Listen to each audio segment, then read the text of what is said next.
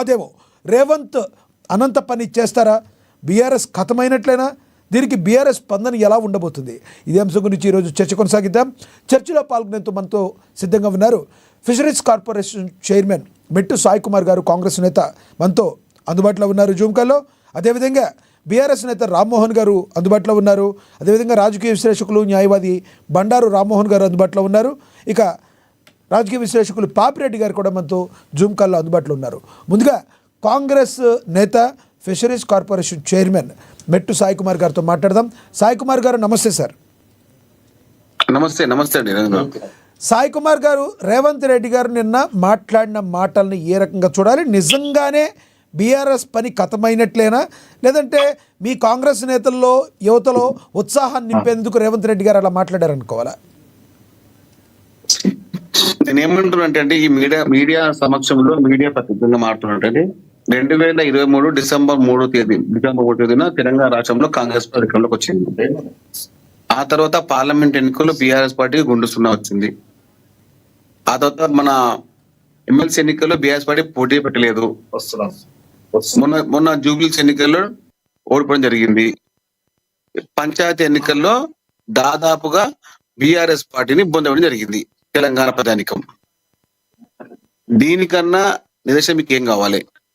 ఇంకా BRS party నాయకులు అహంకారంగానే మాట్లాడుతున్నారు.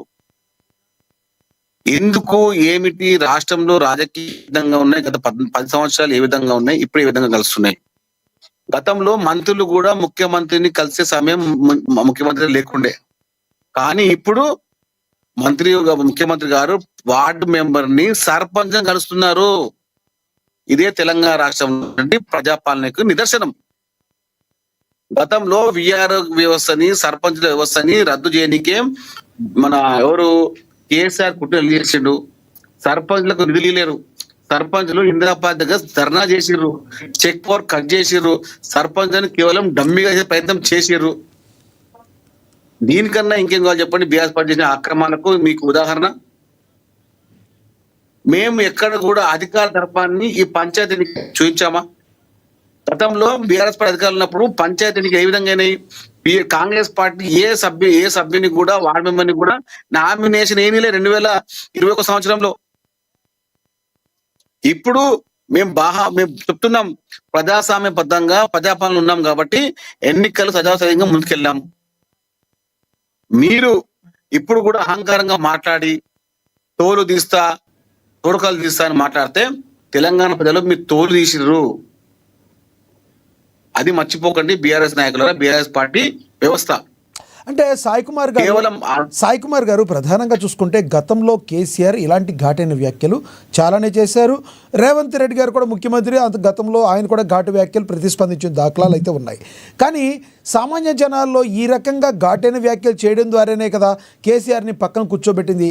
సీఎం రేవంత్ రెడ్డి గారు కూడా అంత ఘాటుగా ప్రతిస్పందించాల్సిన అవసరం ఏంటి అని చెప్పే రాజకీయ విశ్లేషకులకు మీరేం చెప్తారు? అంటే నిజంని వాళ్ళు కప్పుపుచ్చేసి అబద్ధాన్ని రాజ్యం మీద ప్రయత్నం చేస్తారు. బీఆర్ఎస్ పార్టీ యొక్క నైజం అది. ఆ నైజాన్ని ఈ విధంగా తిప్పుకొడితే కానీ వాళ్ళకు బుద్ధి రాదు.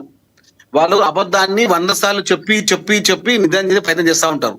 కాబట్టి నిజం మనము దాచితే, నిజం మనము వ్యవహారం చేయకపోతే అబద్ధం రాజ్యం మీద ఉద్దేశంతో ముఖ్యమంత్రి గారు వారికి తగ్గ జరిగింది.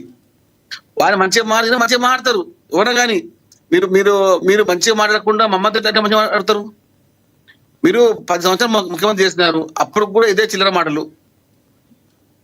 మాట్లాడే ముందు ఎవరితో మాట్లాడుతున్నాము తెలంగాణ ప్రజలకు చూస్తున్నా తెలియదా? అప్పటి మాజీ ముఖ్యమంత్రి గారికి ఆయన ఎట్లా మాట్లాడుతున్నారంటే 2 సంవత్సరాలు ఏం చేసిండు? అసెంబ్లీకి రాడు,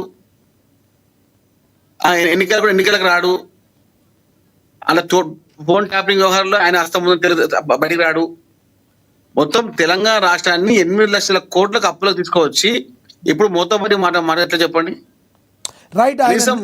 మాట్లాడండి. ఆయన తోలు తీస్తా అన్నందుకు, నేరం చేసినందుకు శిక్షగా రేవంత్ రెడ్డి గారు ఇలా ప్రతిస్పందించారు. చర్యకి ప్రతిస్పందన ఉంటుంది అంటారు మీరు? నేనేమంటారంటే అండి, ఆయన మాట్లాడిన విధానానికి సీఎం కాబట్టి చూడండి. ఆయన ఎట్లా ఏమంటారంటే ఫ్రస్ట్రేషన్ ఎవరిది? ఈ పెద్ద మనిషిది, ఈ మాజీ పెద్ద మనిషిది ఫ్రస్ట్రేషన్, అహంకారపు అజ్ఞాన ఫ్రస్ట్రేషన్. తెలంగాణ రాజ్యానికి నేనే మన అంటారు ఏది మన మొత్తం ఈ సంస్థానానికి నేనే